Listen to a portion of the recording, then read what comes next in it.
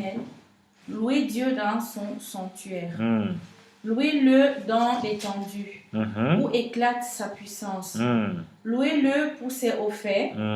Louez-le selon l'immensité de sa grandeur. Louez-le au son de la trompette. Louez-le avec le luth et la harpe. Louez-le avec le tambourin et avec des danses. Louez-le avec les instruments à cordes et le chalumeau. Louez-le avec les cymbales sonores. Louez-le avec les cymbales retentissantes. Que tout ce qui respire loue l'Éternel. Louez l'Éternel. Amen. Alléluia. Alléluia. Amen. Alléluia. Amen. Alléluia. Amen. Le Seigneur nous dit dans sa parole, dans le premier verset du psaume 150, louez Dieu dans son sanctuaire. Le sanctuaire de Dieu, c'est notre cœur. Nous devons louer Dieu pour la respiration qu'il nous donne. Nous avons toutes les raisons pour louer Dieu. Il y a beaucoup qui dorment, ils se réveillent le matin étouffés. Mais nous nous levons spontanément. Nous devons le louer pour cela. Je sais qu'il y a beaucoup de personnes, pour avoir la vie, ils ont besoin d'avoir des tuyaux partout dans le corps. Des appareils, tout et tout. Mais nous avons la vie gratuitement. Louons-le. C'est pour ça que le psalmiste nous dit, louez-le dans son sanctuaire. Louez-le dans l'étendue où éclate sa puissance. Là où éclate la puissance de Dieu, c'est dans le temple. C'est à l'église comme à la maison des vainqueurs. Il est important de laisser ton domicile et te retrouver à l'église parce que c'est là où éclate sa puissance. 1 heure dans ses parvis vaut mieux que 1000 ailleurs. Parfois, nous sommes tellement familiers avec les choses de Dieu que ça devient un jeu d'enfant pour nous. Nous devons faire attention. Lorsque nous nous présentons devant le temple, nous devons savoir que c'est un moment précieux. C'est un moment inoubliable. C'est le moment que Dieu attend à chacun de nous pour lui donner l'exprimation de notre cœur. Comment tu peux dire que Dieu est grand lorsque tu ne te retrouves pas dans son temple, le louer véritablement du profond de ton cœur? On ne se moque pas de Dieu. Ce qu'on est, on l'exprime au temple. C'est pour ça que Ananias et Saphira, nous avons vu comment ils se sont moqués de Dieu dans le temple. La sentence qui est tombée sur eux, ce n'est pas les hommes qui les ont condamnés, mais Dieu les a frappés en plein milieu du temple. Tellement ils étaient familiers avec les choses de Dieu, qu'ils ont vendu leurs champs, ils ont menti à Dieu en croyant qu'ils mentaient aux serviteurs de Dieu. Nous pouvons adorer Dieu. Nous montrons aux gens qu'on adore Dieu. Pourtant, on ment à Dieu qu'on adore. On peut prêcher comme je prêche là. Croyant qu'on prêche pour le Seigneur, on ment nous-mêmes. On se trompe nous-mêmes. C'est pour ça que lorsqu'on s'aventure et qu'on rencontre Christ, nous devons comprendre que nous avons reçu le meilleur de notre vie. Je vous ai parlé ici, à la maison des vainqueurs. On ressent facilement les gens qui ne vivent pas dans le fruit de l'esprit. Les fruits de l'esprit sont manifestes et les œuvres de la chair sont manifestes. Les œuvres de la chair, c'est toujours la division, l'animosité, l'incompréhension. Mais les choses de Dieu, c'est la maîtrise de toi, soit c'est la patience, et c'est la bénignité et la bonté. Donc ces choses-là, si tu n'as pas le fruit de l'esprit, il sera difficile de louer Dieu dans son sanctuaire. Nous, Dieu nous donne la grâce de pouvoir le louer véritablement et l'adorer. Il y a une chose de louer, il y a une chose d'adorer le Seigneur. Il dit, les vrais adorateurs m'adoreront en esprit et en vérité. À quel moment tu vas adorer Dieu en esprit? Si ta moyenne dans le fruit de l'esprit ne dépasse pas la moyenne, il sera difficile pour toi d'adorer Dieu en esprit et en vérité. C'est pour ça que parfois nous on se trompe. Dieu nous demande souvent, quand ça ne va pas, qu'on garde le silence, qu'on attend que lui vienne nous défendre. Parce que si tu utilises tes propres forces, tu vas t'épuiser. Et s'épuiser, c'est très facile. Le diable connaît toutes les tactiques. Il nous donne toutes les justifications pour qu'on sache que on a tout pour se défendre. Mais Dieu dit quoi? Laissez la vengeance. Et laissez-moi la vengeance. À moi la rétribution. Et ce n'est pas évident. Nous voulons avoir la rétribution. Nous ne voulons pas que Dieu le fasse pour nous. Ne nous trompons pas.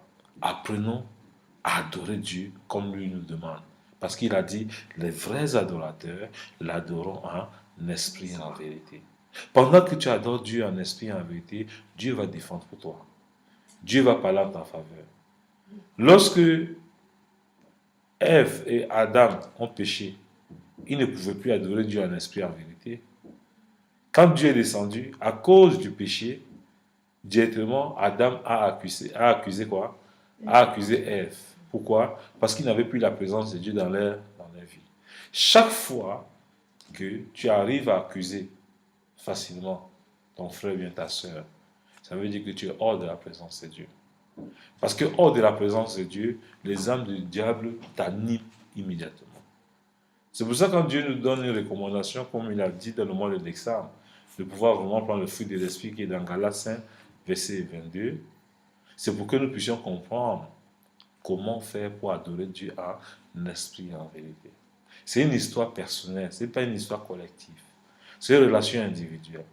Nous devons l'apprécier et nous devons nous manifester et laisser Dieu prendre la première place. Et c'est très important.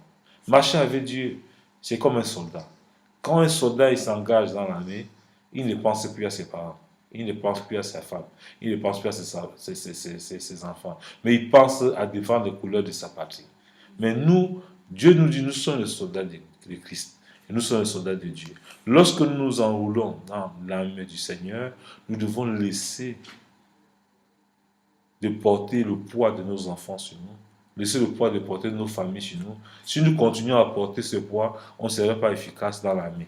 Et si on n'est pas efficace dans l'armée, qu'est-ce qui nous arrive? On risque à recevoir des balles parce qu'on est distrait. La majorité des soldats qui vont en guerre et qui meurent, ce sont ceux qui regardent toujours derrière, ceux qu'ils ont laissés, leurs parents qu'ils ont laissés, finalement ils meurent parce qu'ils sont distraits. Qu'est-ce que je veux dire? Tant que Dieu t'a appelé dans son armée, il est fidèle de prendre soin de ceux que tu as laissés derrière toi. C'est pour ça qu'il est important de te laisser dans cette aventure et laisser Dieu prendre vraiment le contrôle de ta vie. Si Dieu ne prend pas le contrôle de ta vie, tu vas marcher sans assurance. Et sans assurance, ce n'est pas Dieu qui veut, mais c'est à cause de la peur, à cause de la torpeur qui s'installe dans ton cœur et que toi-même tu veux gérer ta propre vie. Pendant que tu veux gérer ta propre vie, ta vie même va t'échapper. Tu as géré ta vie pendant 20 ans, pendant 30 ans. Aujourd'hui, peut-être tu as 40 ans, peut-être tu as 50 ans. Tu as passé ton temps à gérer ta vie. Mais au moins, donne un peu l'expérimentation à Dieu pour qu'il gère le restant de ta vie, comme il a fait à Sarah et Abraham. Quand Dieu s'est révélé à Sarah et Abraham, ils étaient déjà âgés. Ils avaient dépassé l'âge de la ménopause. Mais ils ont expérimenté Dieu, ils ont eu un enfant, l'enfant de la promesse qui est Isaac. Amen.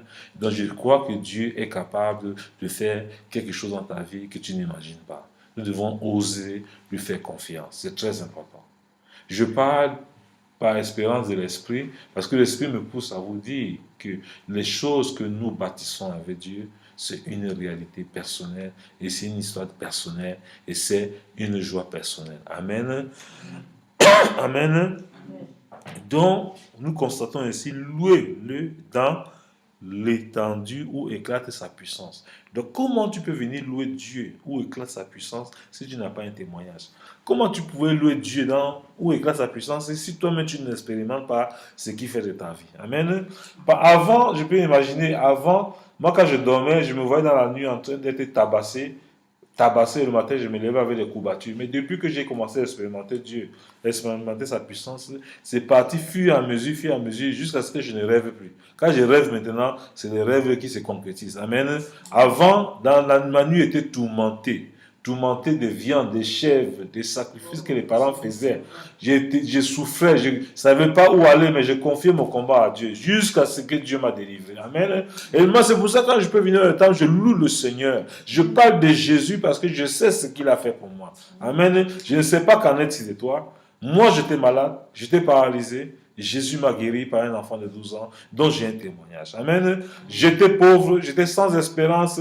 J'avais les parents qui n'avaient pas d'issue. Lorsque je regarde en arrière et que je regarde mes parents, je ne voyais pas comment ma vie pouvait avoir une ouverture. C'est Dieu qui a mis une ouverture dans ma vie. C'est pour ça que je l'adore dans son temple. Alléluia. Je ne savais pas comment je pouvais faire pour avoir un nom. Avec Jésus, j'ai eu un nom. Alléluia. Quand tu parles mon nom, c'est à cause de Jésus qu'on parle de mon nom. Alléluia. Quand on parle de Dr Bruno, dans le monde entier aujourd'hui, on me parle en tant que serviteur de l'Éternel. Alléluia. Donc aujourd'hui, si tu veux avoir une histoire de ta vie, tu vas t'accrocher à Dieu et avoir un témoignage comme cette femme qui avait la perte de sang pendant 12 ans. Tu dois avoir une histoire et pour aller adorer Dieu au temple. On ne va pas adorer Dieu au temple parce qu'on manque de lieu de distraction. Si tu n'es pas encore fatigué, c'est encore le moment de rester. Mais si tu veux expérimenter Dieu, expérimente-le véritablement pour ta propre vie et aie un témoignage pour le temple. Alléluia. Amen. La Bible nous dit dans le verset 2, louez-le pour ses hauts faits. Comment tu peux louer Dieu pour ses hauts faits? Quels sont les hauts faits de Dieu dans ta vie? Quels sont les hauts faits de Dieu dans ta vie? Je te bec, aujourd'hui je peux m'exprimer. Je bénis le nom du Seigneur. Alléluia. Alléluia. Amen. Alléluia. Amen. Je suis arrivé en Europe, d'autres sont arrivés dans le bateau, de manière catastrophique. Mais Dieu a permis que je vienne ici en due forme. Alléluia. D'autres vivent dans le carton, ils se cachent pour vivre dans ces nations. Dieu a permis que je sois en règle vis-à-vis de Dieu et vis-à-vis du gouvernement. Parce que je crois que le gouvernement a été institué par Dieu. Je dis, comment je ne vais pas louer pour Dieu pour ses hauts faits? Alléluia. Amen. Quand je vois d'autres qui n'ont pas de papier, moi je prie Dieu pour que Dieu puisse régulariser les situations parce que ce n'est pas agréable d'être dans cette situation.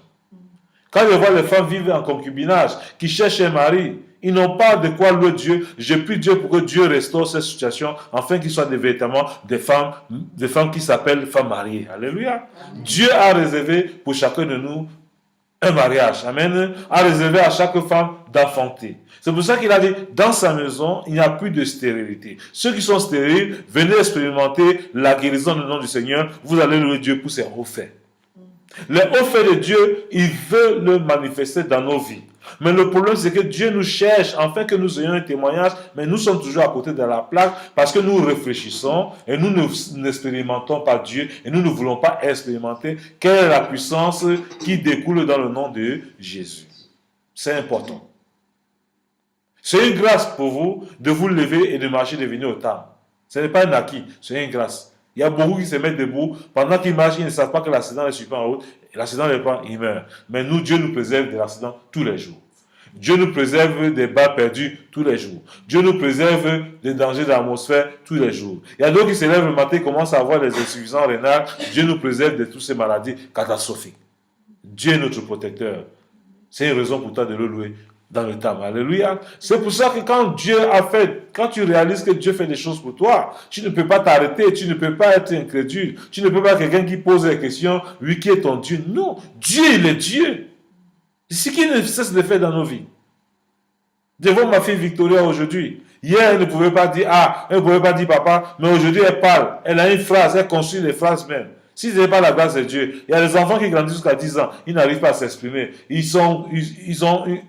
Leurs bouches sont fermées. Tout et tout. Il faut un recyclage. Il faut une intervention chirurgicale. Ce n'est pas la grâce de Dieu que nos enfants parlent. Ils parlent un matin. C'est une grâce. Ils sont nés devant nous. On les voit comme une boule de sang dans le ventre. Ils se forment. Après, ils sortent. Ils commencent à avoir une vie. Ils parlent. Ils savent même causer avec toi. Ce n'est pas une grâce de Dieu? Il y a beaucoup qui meurent sans avoir expérimenté. Mais toi, tu as expérimenté d'enfanter. Tu vas dire, béni soit le nom du Seigneur pour ta vie. Alléluia. Amen. Louez-le pour ses hauts faits. Louez-le selon l'immensité de sa grandeur. Si Dieu n'a pas fait de grandes choses dans ta vie, comment tu peux louer Dieu? Dieu a fait de grandes choses dans ma vie. Il ne cesse pas de faire de grandes choses. Quand je vois comment le diable a comploté, et que Dieu a permis que le diable complète le mal contre ma vie pour atteindre ma vie, mais Dieu n'a pas permis que le diable ôte ma vie. Je loue Dieu pour ses offerts. Ça ne demande pas de moi, c'est la grâce de Dieu. Alléluia. Et si je vis pour le Seigneur, je ne vis pas pour moi. Tant que je veux commencer à vivre pour moi, c'est là que ma vie aura des problèmes. Mais si je vis pour le Seigneur, il défendra toujours ma cause. Donc je vous encourage à vivre pour le Seigneur. Arrêtez de vivre pour vous-même. Arrêtez de mettre le calcul dans votre tête. Comment vous allez faire pour réussir votre vie? Le moment que vous voulez chercher à réussir votre propre vie sans le consentement de Dieu, vous commencez à perdre la joie du Saint-Esprit, ou vous perdez la présence du Seigneur parce que vous commencez à marcher dans la chair et l'esprit est bien disposé, mais la chair est faible. C'est pour ça que nous devons dominer notre chair et marcher dans la volonté de Dieu. Marcher dans la volonté de Dieu consiste à obéir Dieu en tout. Il y a des chrétiens à un certain moment, ils te disent non, je ne paie plus ma dîme. Je ne paie plus mes offrandes. J'ai toujours fait. J'ai vu quoi? Si tu ne peux pas le faire, c'est parce que tu veux toi-même contrôler ta vie. Mais Dieu te dit, il faut donner. Parce qu'il y a un miracle dans le donner. Le nom de Dieu, c'est donner. Il a donné qui? Jésus-Christ. Alléluia. Et Jésus-Christ a donné sa vie pour qui? Pour nous. Nous devons aussi donner notre vie pour des frères et sœurs. Le fait de soutenir l'œuvre de Dieu, c'est pour que l'œuvre de Dieu continue toujours à avancer, afin que le merveille du Seigneur soit toujours proclamé au temple, afin que les gens aient le témoignage pour venir de au temple et que la gloire revienne à Dieu. Et nous refusons de voir les choses objectivement et nous commençons à reculer jusqu'à ce que les problèmes on ne sait même plus comment vous mettre à terre. Arrêtons de promener des regards inquiets. Faisons confiance en Dieu pour pouvoir marcher selon le psaume 150. Le selon l'immensité de sa grandeur. Quelle est la grandeur de Dieu pour toi? Le diable a peut-être voulu te rendre fou. Le diable a voulu, par les méchants personnes, te rendre idiot, te tuer par accident, comme il a voulu casser mon bras en Côte d'Ivoire, me tuer en bas du camion. J'ai fait le coma, mais me voilà debout par la grâce de Dieu. C'est pour ça que je le loue. Et si je le loue, je vais continuer toujours à délivrer les gens qui souffrent dans le monde entier.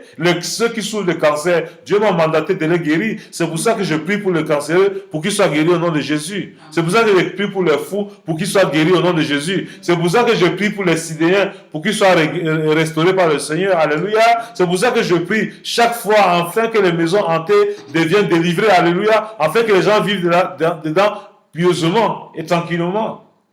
Nous vivons pour quoi? Nous vivons pour la gloire du Seigneur. Nous devons toujours proclamer la gloire du Seigneur et annoncer ses merveilles afin que tout le monde l'expérimente. Ça, c'est notre défi. Ça, c'est notre raison de vivre.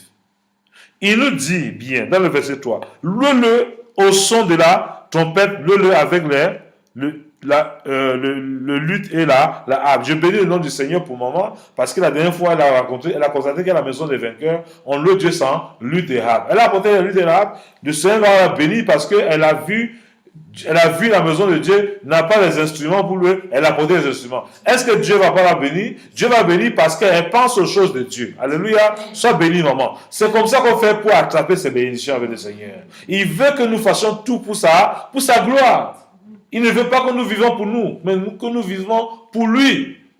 C'est ça qui fait la guerre avec nous. Chaque fois, on veut toujours vivre pour nous. Il veut que nous vivions pour lui, mais nous, la guerre avec nous, on veut d'abord vivre avant d'invoquer Dieu. Vivez pour Dieu et Dieu va vous amener à vivre votre histoire. C'est très important. Si Dieu nous a créés, c'est pour que nous mangeons les meilleures productions du pays. Ce n'est pas pour que nous mangeons les dernières productions du pays. Mais quand nous voulons vivre pour nous, nous mangeons les dernières productions. Mais si nous vivons pour Dieu, nous allons manger les meilleures productions du pays. Alléluia. C'est pour ça que nous constatons ici dit le avec la lutte et la harpe. Le avec quoi? Le tabourin. Et avec des danses. Le avec les instruments à cordes et le chalumeau. Donc Dieu nous encourage à le avec des danses. Donc nous devons danser pour le Seigneur. Alléluia. Nous devons avoir des moments d'anniversaire pour danser. Alléluia. Parce que c'est Dieu qui permet qu'on ait un an de plus. Quand il y a un événement dans notre vie, nous devons le célébrer. Amen. Quand il y a la possibilité, célébrez-le. N'ayez pas peur de la vie. S'il y a un anniversaire, il faut le célébrer. S'il y a une naissance, il faut le célébrer. S'il y a un anniversaire de mariage, il faut le célébrer. Tous les événements, c'est pour glorifier le nom du Seigneur. Il faut le danser. Et la gloire va lui revenir, il va dire, le ciel, il va dire, mes enfants apprécient ce que j'ai fait pour eux. Il y a des gens, quand l'anniversaire passe, c'est comme c'était rien pour eux. Quand ceci passe, c'est comme c'était rien pour eux. Le Dieu, exprimez-le avec la gratitude. La gratitude, c'est quoi? Faites à manger, partagez. Alléluia. Ce que vous pouvez faire, il faut le faire. Et que Dieu vous bénisse. Amen. C'est pour ça qu'il nous dit ici, louez-le avec les cymbales sonores, louez-le avec les cymbales retentissants, que tout ce qui respire loue l'Éternel. Alléluia. Nous devons louer le Seigneur et tout ce qui respire autour de nous doit louer le